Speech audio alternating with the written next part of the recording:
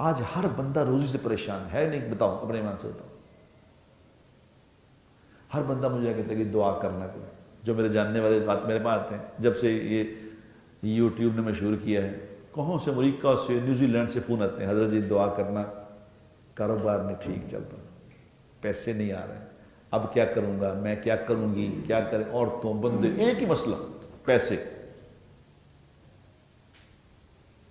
مجھے ایک آدمی نے پوچھا، آپ کو ایسے نعمت کے طور پہ بتاتا ہوں تاکہ آپ کو بھی سمجھ آ جائے.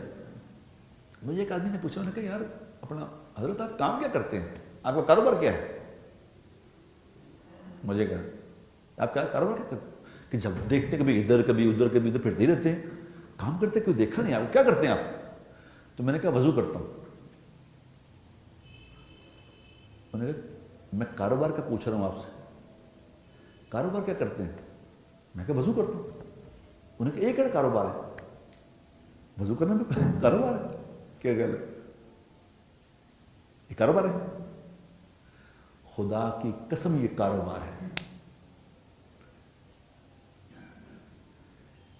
ایک صحابی آئے، یا رسول اللہ مالی حالات نہیں ٹھیک، کیا کروں؟ ہم نے کہا وضو پڑھا کرو ہمیشہ، جب وضو ٹوٹ جائے دوبارہ کر لے گا. اور یہ بات آج سے 26 سال پہلے مجھے مولانا طارق جمیل صاحب نے، ہمیں دین کا پتہ نہیں تھا، 25 سال پہلے مجھے انہوں نے بتایا. میں نے کہا مولانا میں اداکاری چھوڑ دی، اب کام تو آتا کوئی نہیں، کیا کروں؟ انہوں نے کہا وضو کیا کرو. اللہ کے نبی کے پاس ایک بندہ آیا تھا تو اللہ کے نبی نے یہی فرمایا تھا وضو کیا. کبھی وضو ٹوٹ جائے تو دوبارہ وضو کے بغیر نہیں لینا، پھر دیکھنا ہوتا کیا. آج 25 سال ہو گئے میرے دوستو، میں وضو میں ہی ہوں. میں سوتا ہوں تو وضو ٹوٹتا ہے میرا، زندہ میں وضو کے بغیر نہیں ہوتا.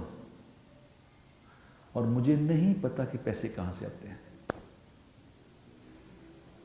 یہ میں آپ کو آج سیکرٹ بتا رہا ہوں، وہ جو قاسم علی شاہ بتا رہا نا سیکرٹ، یہ میں سیکرٹ بتا رہا ہوں آپ کو. جاؤ کر کے دیکھ لو، باوضو رہنا سیکھ لو، روزی وہاں سے آئے گی جہاں تمہارا گمان نہیں جاتا. سوچ بھی نہیں سکتے کیا ہوگا. اور سب سے بڑی بات اللہ کیا کرے، سب سے بڑا انعام کیا دیں گے باوضو رہنے کا؟ سب سے بڑا انعام یہ ملے گا کہ اللہ رزق کی سوچ سے آزاد کر دے گا. یہ سوچ ہی نہیں آئے گی کہ پیسے کتوں آنے. اعمال، اللہ کے نبی اعمال بتا کے گئے ہیں ہمارے. میں نے اس سے کہا، میں نے کہا تمہیں پتہ کیوں سمجھ نہیں آ رہی بات کی؟ کہ ہم نے یہ اعمال والی لائن سیکھی ہی نہیں. ہمیں یہ پتہ ہے یہ دکان کھول لی ہے، یہ دفتر کھول لیا، یہ کاروبار کھول لیا، یہ جاب کرتے ہیں، یہ کیا، یہ یہاں سے روزی آتی ہے. ہمیں پتہ ہی نہیں کہ وضو سے روزی آتی ہے، ہمیں پتہ ہی نہیں کہ نماز سے روزی آتی ہے، ہمیں پتہ ہی نہیں کہ استغفار کرنے سے روزی آتی ہے. ہمیں پتہ ہی نہیں اس باتوں کا، ہم اس لائن کو جانتے ہی نہیں.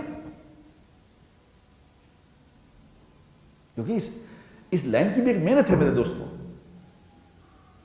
جو اس لائن کی محنت سیکھ لیتا ہے اللہ اسے ہر محتاجگی سے آزاد کر دیتا ہے.